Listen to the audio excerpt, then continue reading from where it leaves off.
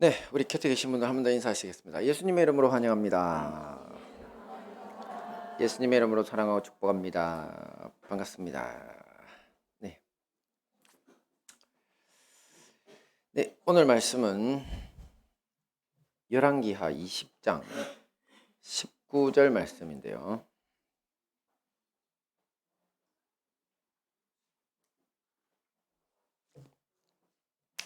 네, 우리 함께 보도록 하겠습니다. 20장 19절 말씀 같이 봅니다. 시작. 히스기야가 이사야에게 이르되 당신이 전한 바 여호와의 말씀이 선하니이다 하고 또 이르되 만일 내가 사는 날에 태평과 진실이 있을진데 어찌 선하지 아니하리오 하니라. 네, 지난주부터 이번 주까지 두 주간에 걸쳐 가지고 이스라엘 나라의 히스기야 왕을 통해서 이 고난 속 승리, 편안 속 타락이라는 주제로 우리 함께 은혜를 나누고 있죠. 지난주가 이 우상 숭배를 척결하고 그리고 부르짖는 기도 또 통곡의 기도로 온갖 고난을 이겨낸 이 히스기야 왕의 승리의 이야기라면요. 이번 주는 너무 많은 영광과 편안한 삶 속에서 실패로 끝난 이야기를 살펴보려고 합니다. 네. 자, 말씀을 한번 먼저 보겠습니다. 시작. 그때 발라단의 아들 바벨론 왕 브로닥 발라단이 히스기야가 병들었다 함을 듣고 편지와 예물을 저에게 보낸지라. 네, 여기서 그때란 우리 바로 앞에서 보신 것처럼 두 가지 역경이 있었죠. 우선 이 아수르 당시 최강의 제국을 이루어 가던 최초 제국이죠. 거의 아시리아의 침공. 그래서 나라가 완전히 망할 위기였고, 또 하나는 또 이 종기 심한 질병이 걸려가지고 이제 히스기야 왕이 죽게 됐던 그 두 가지 그것들이 다 해결되었을 때라는 겁니다. 자, 그때 당시 히스기야 왕은 부귀와 영광이 최고조에 달하고요. 또 건강도 완전히 다시 찾은 상태였습니다. 자, 이때 바벨론 왕이라는 브로닥 발라단이 이 히스기야가 병들어서 죽었다가 나았다는 소식을 듣고 죽어가다가 나갔다는 소식을 듣고 이 히스기야 왕에게 축하의 글과 또 예물을 보냅니다. 보물을 보내는 거죠. 당시 바벨론은 이 아수르에 대항해서 떠오르는 신흥 강국이었습니다. 우리 주변에도 보면 강국들 많죠. 대한민국은 놀랍게 일본 G2까지 갔었는데, 그 다음에 바로 또 위에 러시아, 그 다음에 중국, 그 세계 최강 열국에 둘러싸이는 우리잖아요, 그죠? 그러니까 이제 신흥 강국들이 어떤 식으로 서로 대응하는지를 우리가 몸소 경험하고 있는 나라인데, 근데 이제 이때에도 이제 아수르가 최고 제국을 이루었지만 이제 바벨론이 다시 힘을 모아가지고 나중에 역사적으로는 아주 중요한 세계사에도 나옵니다. 갈그미스 전투라고. 그 갈그미스 전투를 통해 가지고 이집트도 대단한 나라였는데 아수르 둘이 연합해가지고 바벨론하고 붙었지만 지고 맙니다. 그래서 결국 바벨론이 이제 절대 강자의 자리를 차지하게 되는데, 역사적으로 나중에. 근데 지금 아직 그 일이 안 일어났습니다. 그러니까 이런 상황이다 보니까 바벨론이 이제 자신들의 적수인 아수르를 이 히스기야가 물리쳤잖아요. 그래서 거기에 대해서 호의를 베풀어 가지고 이번에 동맹 관계를 좀 맺으면 좋겠다, 이렇게 생각했던 것 같아요. 그래서 사신을 보낸 겁니다. 자, 이렇게 이제 자기에게 호의를 보이는 이 바벨론 왕의 사절단들을 맞아서 히스기야가 한 일이 뭐냐면, 먼저 그들을 보물창고를 보여줍니다. 자기의 보물창고를 히스기야 왕이. 그러면서 그 안에 은과 금과 또 향료, 보배로운 온갖 것들 다 보여주고 또 모든 무기고들 보여줍니다. 자, 그러면서 엄청 자랑하는데요. 무기고를 왜 보여줬을까요? 왜냐면 앞에서 아수르 18만 5천 이 세계 최강 국가가 사실은 히타이트족이잖아요, 그죠? 그 최초의 이제 그 철기 문명입니다. 그러니까 그 당시에 아수르가 가지고 있던 무기들이 사실은 세계 최신 무기들입니다. 그것들을 다 긁어다가 지금 무기고에 집어넣어놨으니까 그야말로 지금 이제 유다는 군비가 막강한 상태인 거죠. 그거를 자랑하는데, 근데 얼마나 크게 자랑을 했던지 성경에서는 히스기야가 궁중의 모든 소유와 전 국내의 소유를 보이지 아니한 것이 없었다고 샅샅이 다 보여줬습니다. 자, 히스기야의 이 같은 행동에 대해서 역대하 32장 25절 말씀이 다음과 같은 해석을 덧붙입니다. 함께 봅니다. 시작. 히스기야가 마음이 교만하여 그 받은 은혜를 보답하지 아니하므로 진노가 그와 유다와 예루살렘에 내리게 되었더니, 네, 히스기야가 국력의 상징인 보물창고 무기고를 바벨론 사신들에게 모두 보여준 것을 하나님은 뭐라고 부르신다고요? 교만이라고 합니다. 그러면서 하나님께 은혜를 보답지 않았다, 이렇게. 자, 이게 무슨 소리냐면, 자, 원래 히스기야가 자랑해야 할 것이 뭐였냐면 보물과 무기고가 아니라 하나님의 은혜, 하나님의 도우심을 자랑했어야 하는 겁니다. 자, 이 부분에 대해서는 지난주 말씀 중에 히스기야가 하나님께 올려드렸던 기도를 한번 생각해 보시면 돼요. 그때 히스기야는 뭐라고 기도했습니까? 하나님께.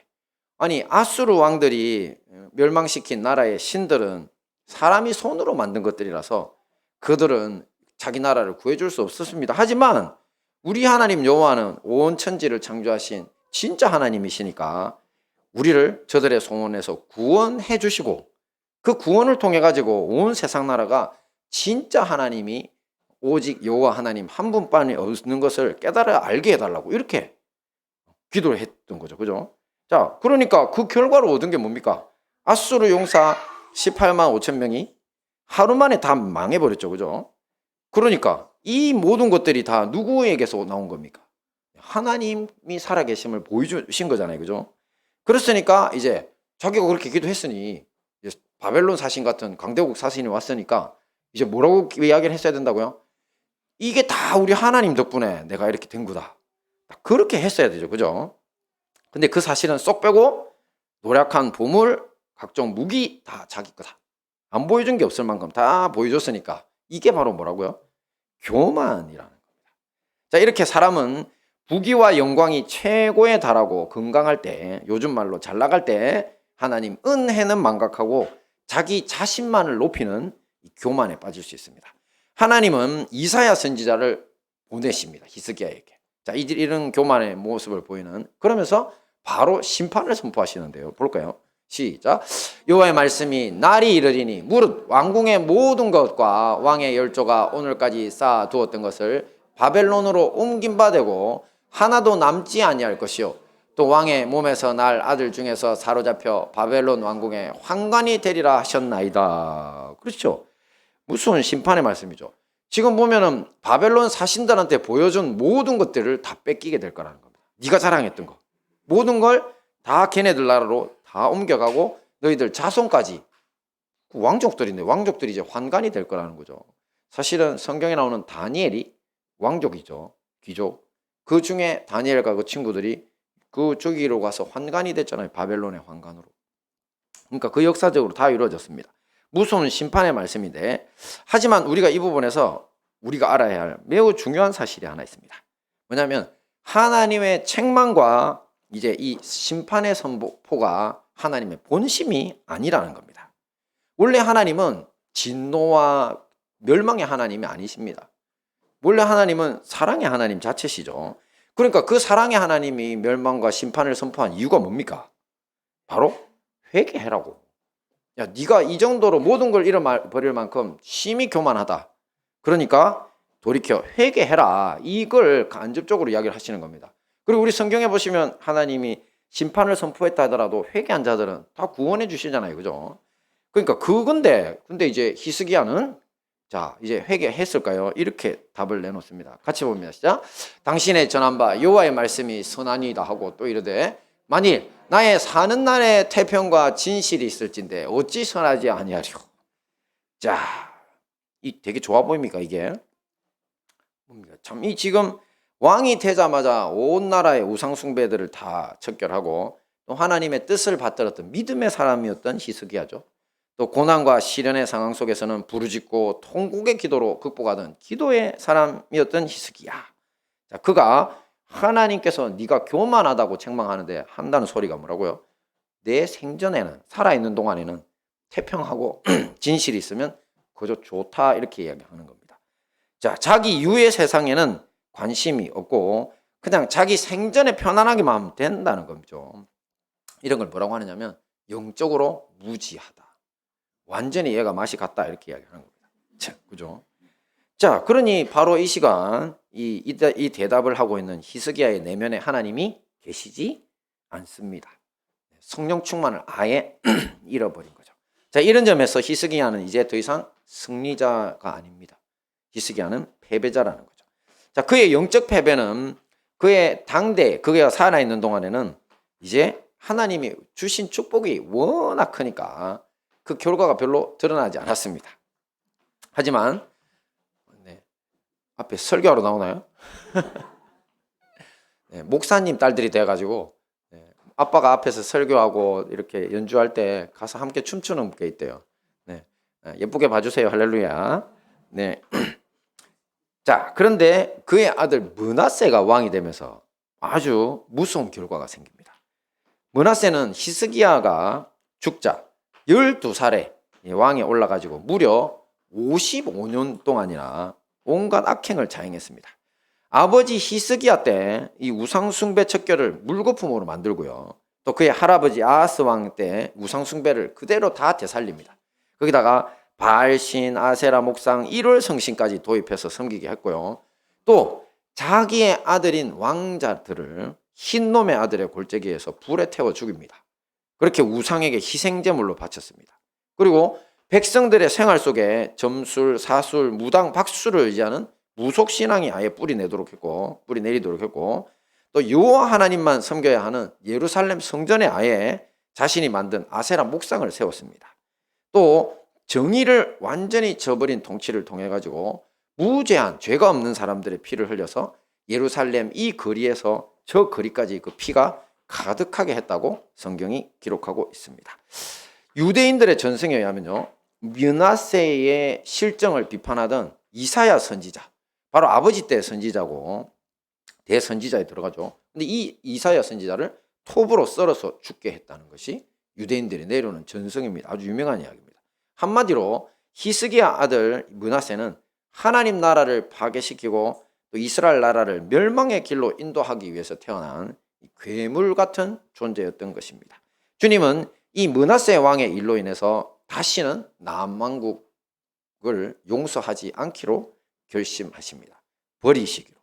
그래서 역사적으로 므낫세 뒤에 선한 왕 요시야의 통치와 개혁이 있었지만 이 므낫세 앞에서 행했던 악행을 지우기에는 아주 역부족이었습니다.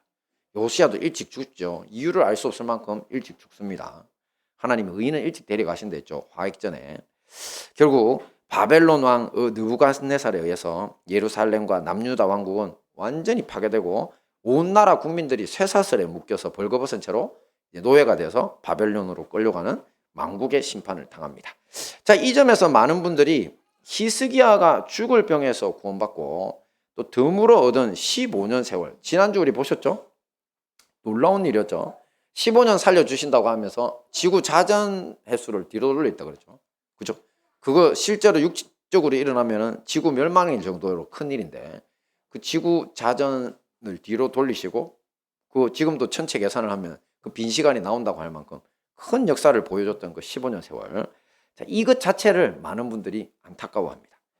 자, 남유다 왕국을 멸망으로 이끌었던 므낫세가 바로 이 15전의 생명을 히스기야가 연장받고 딱 3년 만에 얻은 아들이기 때문입니다. 그러니까 만약에 안 살았으면 므낫세가 있다 없다? 없다는 거죠. 자, 므낫세라는 이름은 원래 잊어버림이라는 뜻을 가지고 있습니다. 어디서 많이 들어보셨죠? 왜냐하면 이스라엘 12지파의 한 족속이 므낫세 족속이 있습니다. 원래 이 이름은요, 유대인들의 먼 조상 요셉이 자기 첫 아들에게 지어준 이름입니다. 요셉은 이제 노예로 팔려서 이집트에 가서 총리가 됐죠. 그리고 결혼을 합니다. 이제 왕이 맺어준 이제 가문에 총리가 돼가지고 이제 결혼을 했는데 그때 첫 아들을 낳았고 감격합니다. 얼마나 감격스럽습니까, 그죠? 그때 뭐라고 이야기하느냐면 하나님이 나의 모든 고난과 나의 아비의 온 집일을 잊어버리게 하셨다. 그래서 므낫세 이름이 뭐라고요? 잊어버리게 하셨다. 그래서 너무 감사. 이거는 뭐냐면 얼마나 지금 주신 축복이 큰지 옛날 당한 일들은 이제 기억 안 해도 될 만큼 감사하다 이 말인 거거든요. 자, 그렇다면 히스기야 왕이 지금 자기 생명이 12년 남은 상황에서 얻은 아들에게 잊어버림이라는 뜻의 이름을 므낫세를 지어준 이유가 뭐라고 생각하십니까? 요셉처럼 하나님께 감사한 마음이었을까요? 네, 정말 감사하다. 아니라고 봅니다. 예수님은 나무는 뭐를 보면 안다? 열매를 보면 안다고 하셨습니다. 자, 이것을 오늘 일에 대입해 보면 아버지 히스기야가 죽고 나서 왕이 된 므낫세가 저지른 짓을 볼 때 히스기야가 므낫세를 어떻게 키웠다? 예? 어떻게 키웠을 것 같아요? 네, 요즘 말로 개망나니로 키운 겁니다. 진짜. 그러니까 저런 인간이 되는 거지. 지금 역사상 이스라엘 왕의 아합 왕이 악하도 하지만 므낫세 정도는 아니었습니다. 최악입니다, 최악. 그것도 55년 동안에 통치하면서 나라를 완전히 그냥 망쳐버렸어요. 그냥 그야말로 개망나니로 키운 겁니다. 자, 앞에서 하나님께서 이사야 선지자를 통해서 히스기야에게 심판의 말씀을 선포했던 거 한번 기억해 보십시오. 그의 대답이 뭐였다고요? 만일 나의 사는 날에 태평과 진실이 있을진데 어찌 선하지 아니하리요. 자, 이거 성경에 기록된 말씀이니까 좀 점잖해 보이죠? 그죠? 자, 그런데 이걸 요즘 말로 바꾸면 딱 좋은 용어가 하나 있습니다. 제가 검색해 봤더니 딱 나오더라고요. 함께 볼까요? 욜로입니다. 욜로. 네, 욜로가 바로 지금 이 소리입니다. 내 사는 날 동안 좋으면 됐지 뭐. 그 말이잖아요, 지금. 한 번뿐인 인생인데 즐기며 살지 뭐. 네, you only live once죠. 자, 요즘 젊은이들 중에 이 욜로를 외치면서 방탕하게 사는 사람들이 계속 늘어나고 있답니다.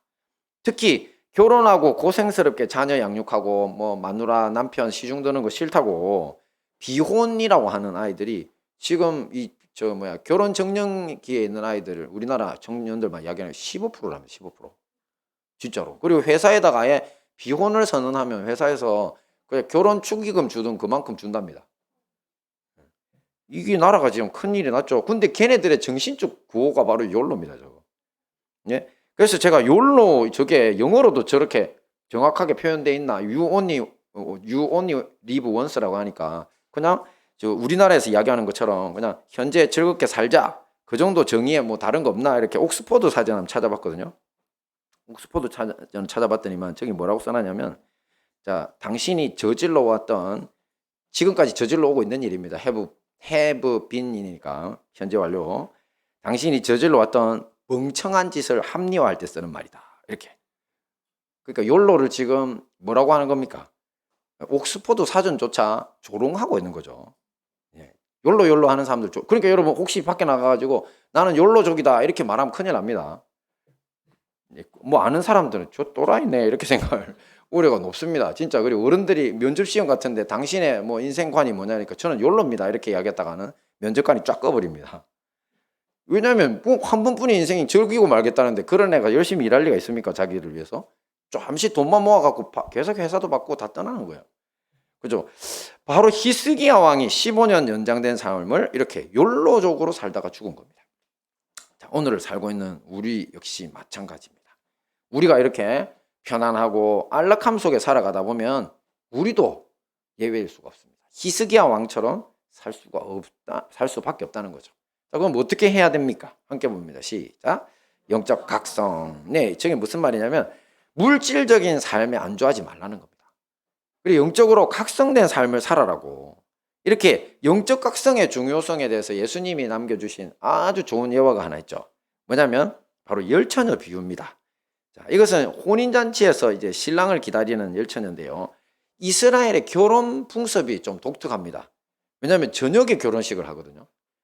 그래가지고 이 신부들이 아니고 신부가 집에서 이제 기다리면 신부 집에 와서 신랑이 와서 거기서 결혼 잔치가 저녁에 벌어지는데 그때 신부 친구들 10명이 들러리가 됩니다. 그래가지고 이제 밤에 찾아오는 신랑을 맞이하기 위해서 등불을 들고 기다리는 거거든요. 자, 그 열처녀라는 겁니다. 자, 그런데 무슨 일이 있었는지 신랑이 늦게 오는 바람에 모두 기다리다가 그냥 지쳐서 잠이 들어 버립니다. 자, 그러다 보니까 처음에 가지고 있던 등불은 기름으로 태우잖아요. 그 등불에 기름이 떨어지게 됩니다.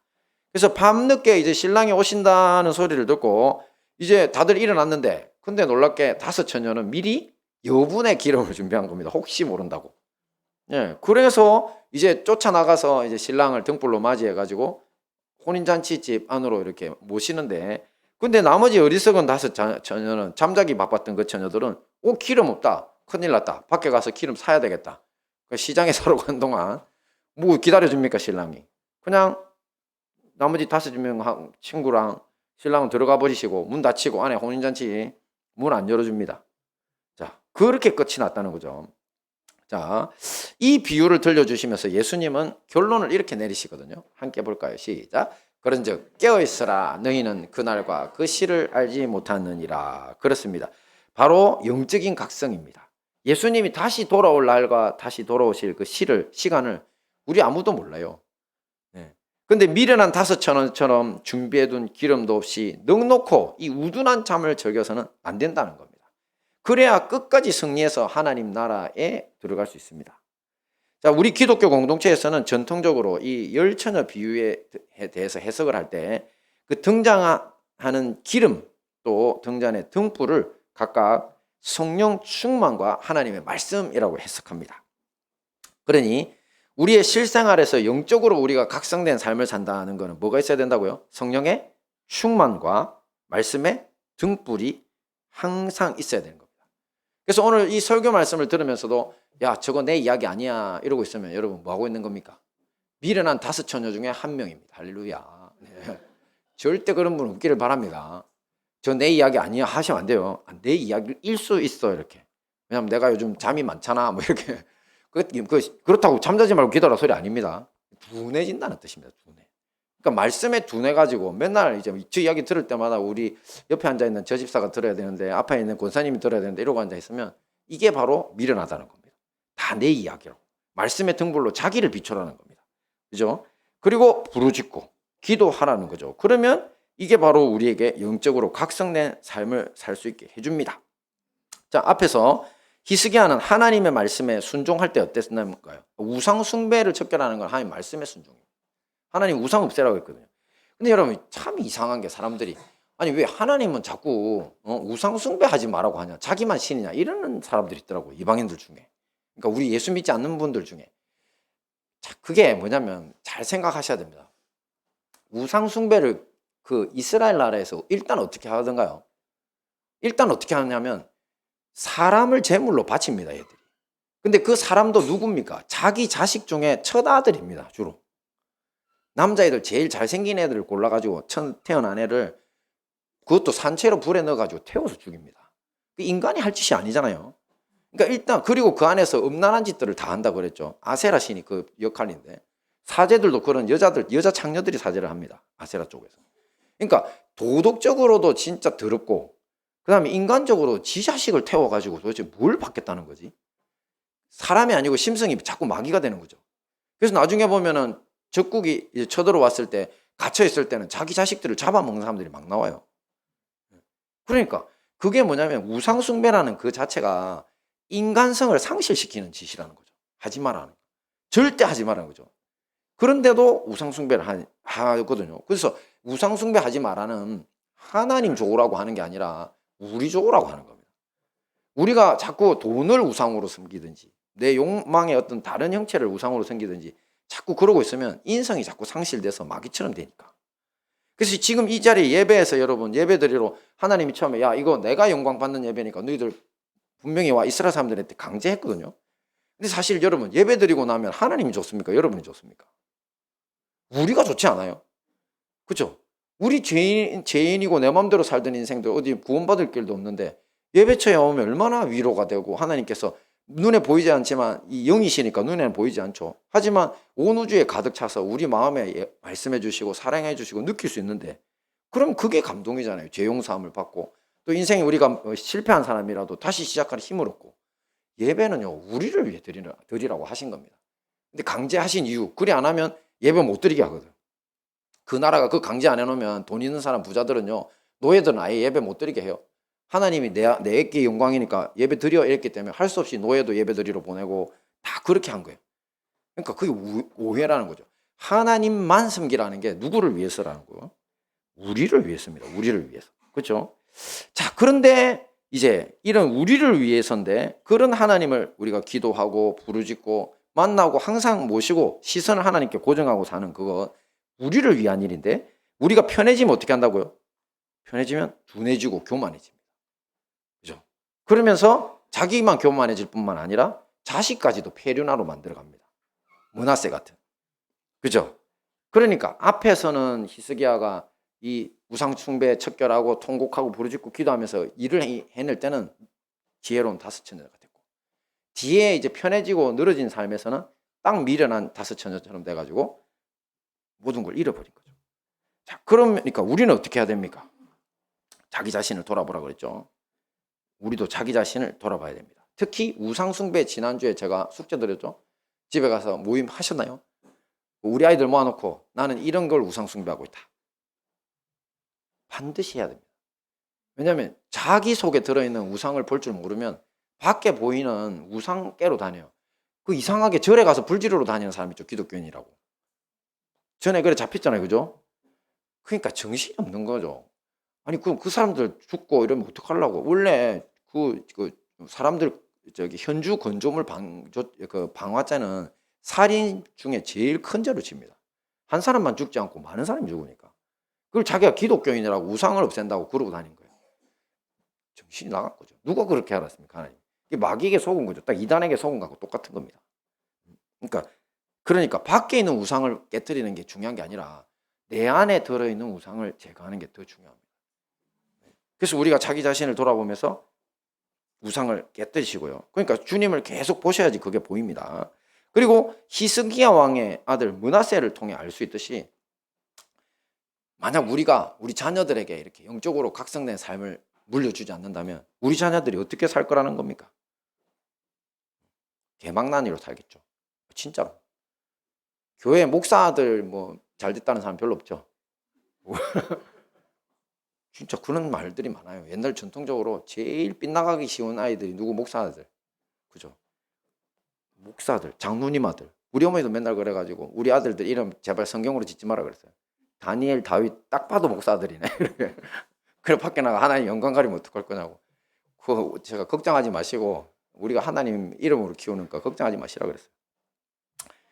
그러니까 우리 자녀들에게 영적으로 각성된 삶을 물려주셔야 돼요. 여러분들이 그런 삶을 물려주고 있는지 아닌지를 쉽게 알 수 있는 방법이 있는데 뭔 줄 압니까? 지금 여러분 마음속에 야, 내가 이 돈 열심히 벌어가지고 내 새끼들한테 물려줘야지. 그래가지고 편안하고 안락한 삶 살게 해줘야지. 또 내 자식들 좋은 대학 들어가게 해줘야지. 그래서 뭐 학원이며 과외며 막 그냥 불철주야 그냥 쫓아다니고 그냥. 그래 번듯한 직장 제대로 물려줘야 돼. 이 욕망이 여러분 제 1번 순위라면요, 여러분들을 지금 우상숭배시키는 겁니다. 그렇게 성공한 자식들이 그렇게 번듯한 직장 가지고 편안하고 안락한 삶, 돈 많은 것 했다. 그럼 여러분 뭐 할 것 같아요? 욜로족하지. 안 그래요?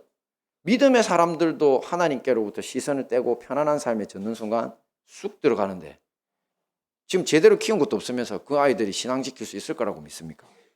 절대 그렇지 않습니다. 그래서 여러분들이 물려주시는 재산이 저주가 될 수 있는 거고, 여러분들이 물려주시는 편안한 직장이 그 아이들 망치는 길이 될 수 있는 겁니다. 좋은 대학이. 그러니까 그걸 아시고 뭐부터 내려놔야 된다고요? 영적으로 각성의 삶을 여러분이 먼저 보여주시고, 자녀들에게 제일 소중한 것이 눈에 보이지 않지만 함께 계시는 하나님과 가는 거다. 그래야 네가 인간같이 산다. 이렇게 가르치시고 보여주셔야 된다는 겁니다. 그러므로 우리 모두 이런 삶을 살아. 이렇게 살 때 우리 자녀들이 내가 생각지도 못한 엄청난 거부가 되고 또 세상과 하나님 앞에서 큰 존재로 만들어 주실 줄은 믿습니다. 자, 우리 모두 자녀들에게 영적으로 각성된 삶을 물려주기에 힘써서 자자손손 명문 가문을 이루어야 할 것입니다. 우리 다 함께